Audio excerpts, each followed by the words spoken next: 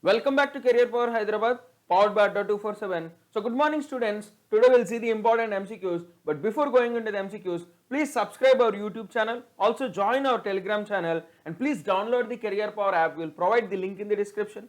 So, let's going into the first important MCQ today. So, recently, which of the following gave license to the Laurus Labs for manufacturing and marketing the COVID-19 drug 2-deoxy-D-glucose in India? So which of the following has the organization has gave license to Laurus Labs for manufacturing and marketing the COVID-19 drug 2-deoxy-D-glucose in India? So the answer is DRDO.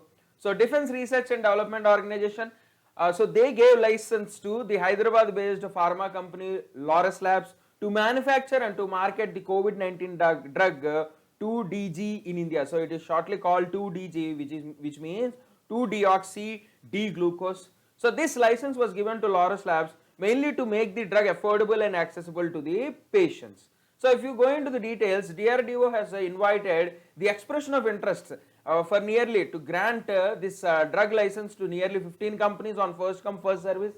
So Laurus Labs have applied to this and they gained this license, and according to this license they can now manufacture and market this drug. So this company also says they applied their license to the Central Drug Standard Control Organization, so which will provide emergency use authorization. So during the time of COVID pandemic, many drugs were given emergency use authorizations. So this authorization will be given by Central Drug Standard Control Organization. Okay. So if you see earlier, Dr. Reddy's, one more pharma major, they with the collaboration of DRDO have developed this particular drug called 2-DG mainly for cancer patients. But because of the COVID pandemic prevailing in India, so they are now using it for the COVID patients. So it was successful, trial runs were conducted and it was successful. So they are launching it in the market. So already Dr. Reddy's has announced they are launching this into the market with 999 rupees per sachet. So it is an oral drug, so it is generally an oral drug. So mainly it is given on the supervision of doctors,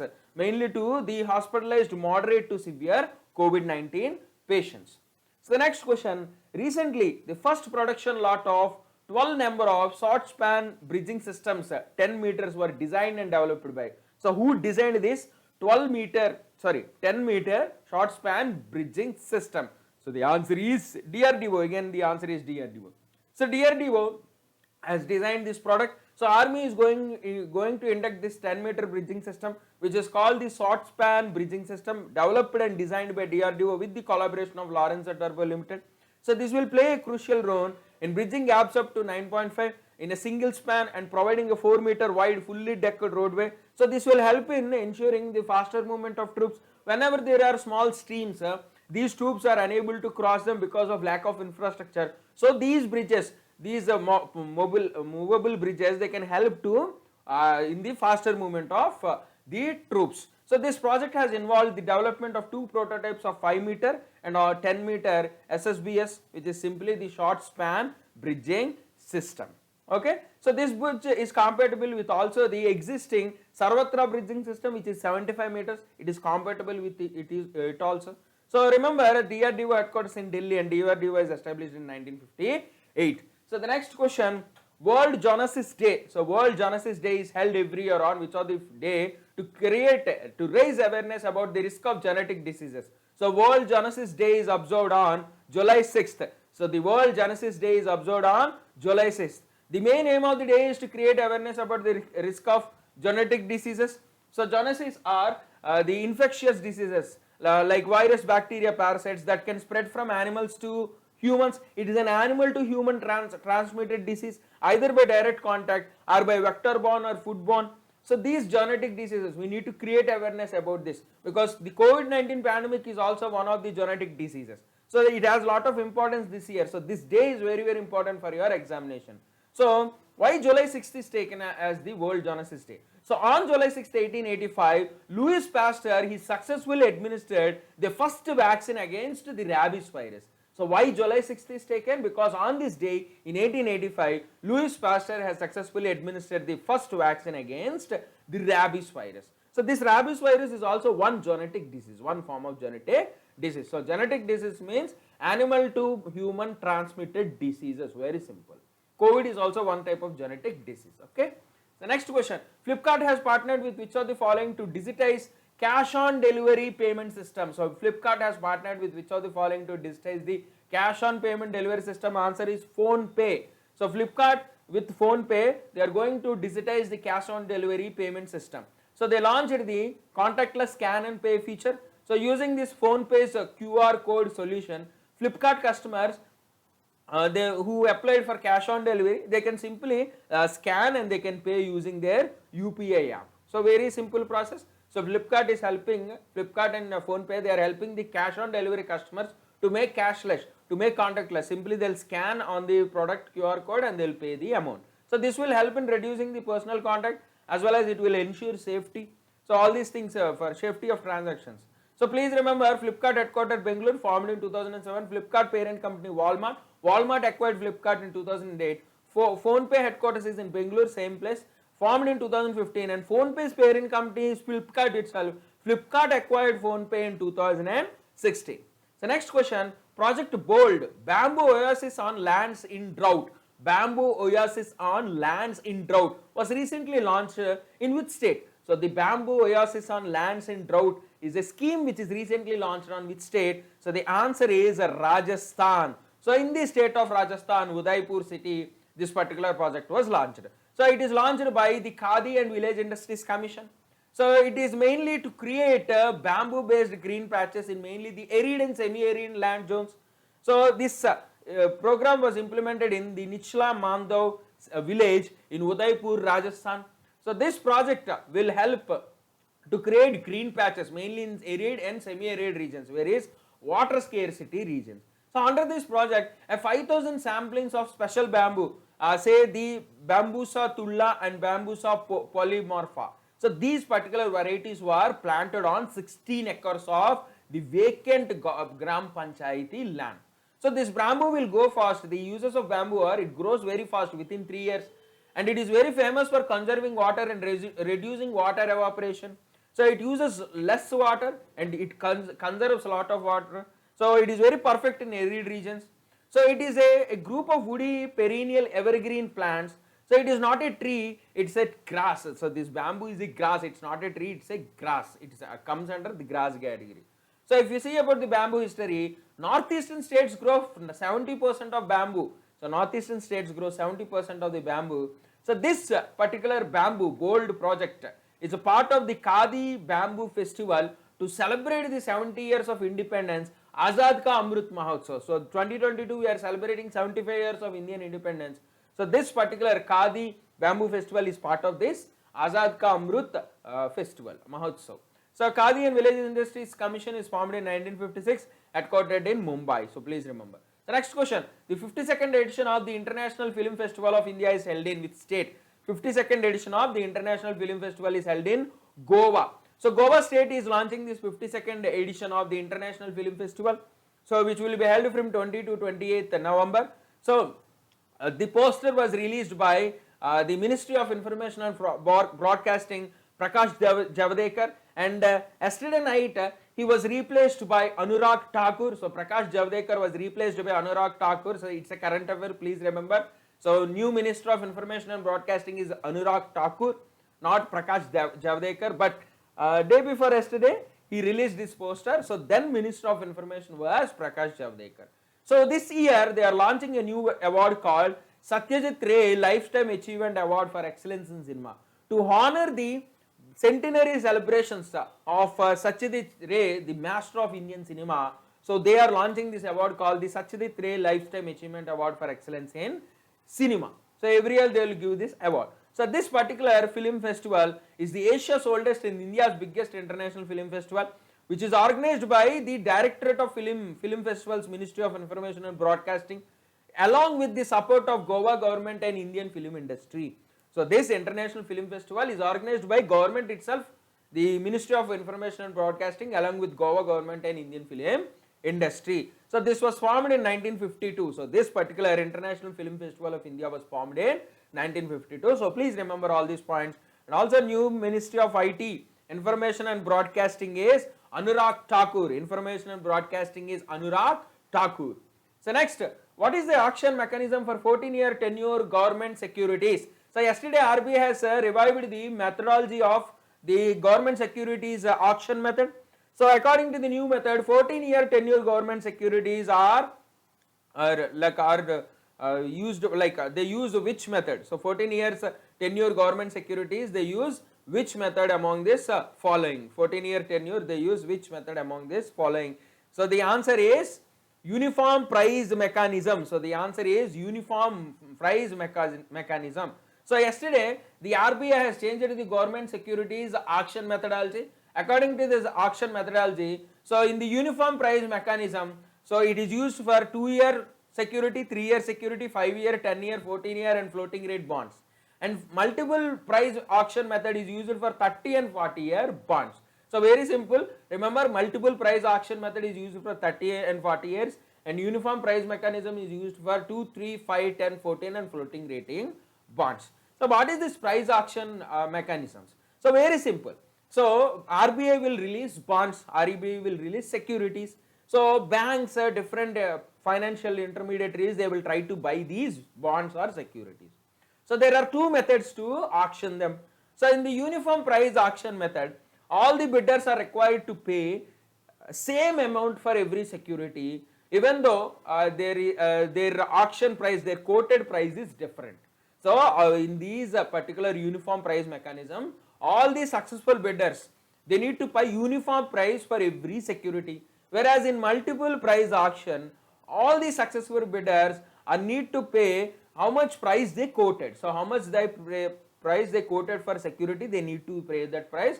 But in uniform price mechanism, they need to pay equal price for every security, irrespective of how much the amount they quoted. Okay.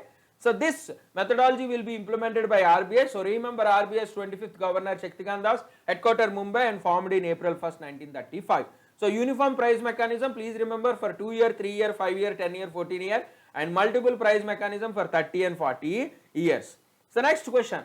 Who among the following is the author of the book The Fourth Line Essays for Gopal Krishna Gandhi? So who is the author of the book Fourth Line Essays for Gopal Krishna Gandhi? The answer is Venu Madhav Govindu. So Venu Madhav Govindu is the author of this book. So the co-author of the book is Srinath Raghavan. So Srinath Raghavan and Venu Madhav Govindu, both of them has authored this book.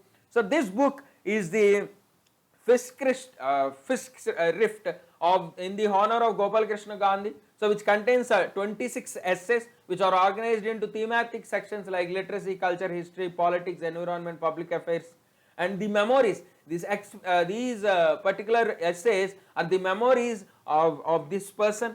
So if you see the Venugopal Gandhi, Gopal Krishna Gandhi. So Gopal Krishna Gandhi is an administrator, diplomat, author and a public intellectual who worked for India nearly for 4 decades. And his writings will engage with the issues of politics, history, literature and culture. So as a tribute to him, so Mr. Venu Madhav Govindu and Srinath Raghavan, both of them has given this book called, they written this book called The Fourth Line Essays for Gopal Krishna Gandhi. So first shrift is a collection of writings published in the honor of scholars. So first shrift means it's a collection of writings published in the honor of the scholar. The next question, name the female India's flag bearer at the opening ceremony of Tokyo Olympics. So from July 23rd, Tokyo Olympics will be conducted. So name the female India's flag bearer. So flag bearers will be present for every country. Now India is sending 2 people, one is male and one female flag bearer. So who is that female flag bearer? The answer is MC Mary Kom. So MC Mary Kom, the 6-time World Boxing Championship, and Manpreet Singh, the hockey men's captain, both of them will be India's flag bearer at the Tokyo Olympics opening ceremony. And Bajrang Punia, the silver medalist in the wrestling competitions, will be the flag bearer at the closing ceremony on August 8th. So opening ceremony MC Mary Kom and Manpreet Singh, closing ceremony Bajrang Punia. So please remember. Okay. So this is the first time India is sending 2 flag bearers, mainly to show gender equity. So this particular flag bearers were decided by IOA, Indian Olympic Association. So they will decide who will be the flag bearers and how many athletes will go into this Tokyo Olympics. So our contingent has 100 athletes and 56% are male and 44% are female. So IOA is formed in 1927 mainly to select athletes to Olympic Games, Asian Games, Commonwealth Games. So the present president of IOA is Narendra Batra. So please remember all these points, very very important. Static GK, very important. So next question, which of the following ministry has recently launched the Nipun Bharat program? So which of the following ministry has recently launched the Nipun Bharat program? The answer is Ministry of Education. So Ministry of Education, Ramesh Pokhriyal Nishank, he also resigned. You will get a new Ministry of Education. So Ministry of Education present today, from today, is Dharmendra Pradhan. Dharmendra Pradhan is the new Minister of Education. Till yesterday, it is Ramesh Pokhriyal Nishank. So the Union Minister of Education, Ramesh Pokhriyal Nishank, has launched the Nipun Bharat program. The main aim of the program is to improve the foundational literacy and numeracy in every child. To improve the foundational literacy and numeracy in every child by 2026-2027. So Nipun stands for the National Initiative for Proficiency in Reading with Understanding and Numeracy. The National Initiative for Proficiency in Reading with Understanding and Numeracy. So according to this program, according to this Nipun program, so which is sponsored by the Samagra Shiksha, the union program, so it will focus on providing access and retaining children in the fundamental years of schooling, teacher capacity building, development of high quality and diversified student teacher resources, learning materials, and tracking every child. So this program has multiple features. So this program is like implemented under the Samagra Shiksha Abhiyan, which is allocated 2,688 crores for this financial year. So a lot of amount was allocated for this program. So if you see the Samagra Shiksha program, which is a program which formed by submitting 3 programs, Sarva Shiksha Abhiyan, Rashtriya Madhyamik Shiksha Abhiyan, and the teacher education. So today we have Sarva Shiksha Abhiyan. Under this there are a lot of programs, and a new program is launched called the Nipun Bharat program. So the main aim of this Sarva Shiksha Abhiyan is to improve the school education from preschool to class 12. So improve the school education from preschool to class 12. So please remember this point, the new Union Minister of Education Dharmendra Pradhan. New Union Minister of Education Dharmendra Pradhan, not Ramesh Pokhriyal. He resigned, you got a new minister. So who among the following has claimed the 1,000 wickets in the first class cricket? Who among the following has claimed the 1,000 wickets in the first class cricket? Answer is James Anderson. So James Anderson, he is a veteran England fast bowler. So he completed 1,000 wickets in the first class cricket. So he achieved this feat in the Lancashire County Championship against Kent in Manchester.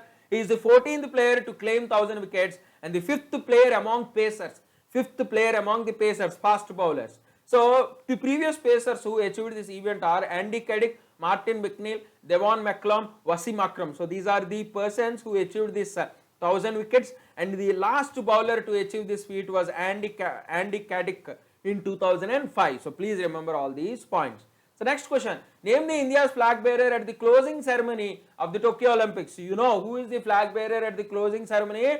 Bajrang Punia. So already we discussed. So Mary Kom and Manpreet Singh will be the opening flag ceremony flag bearers at opening ceremony, and Bajrang Punia will be the flag bearer at closing ceremony. So who has inaugurated an address at the Cowin Global Enclave? Who has inaugurated an address at the Cowin Global Enclave? Answer is PM Modi. So PM Modi has inaugurated this Cowin Global Enclave. So this enclave was organized by the Ministry of Health, Ministry of External Affairs, and National Health Authority, mainly to extend the COVID platform as a digital public good.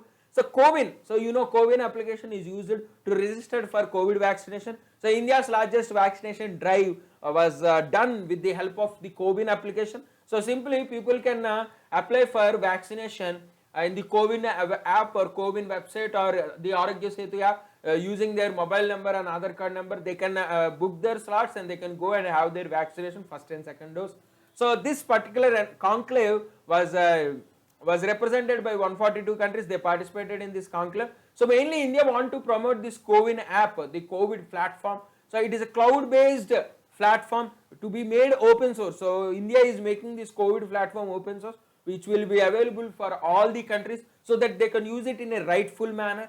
So this platform, they want to share the India's learnings and experiences, how they conducted this world's largest vaccination drive and how they are conducting, even today they are conducting this large vaccination drive in the world.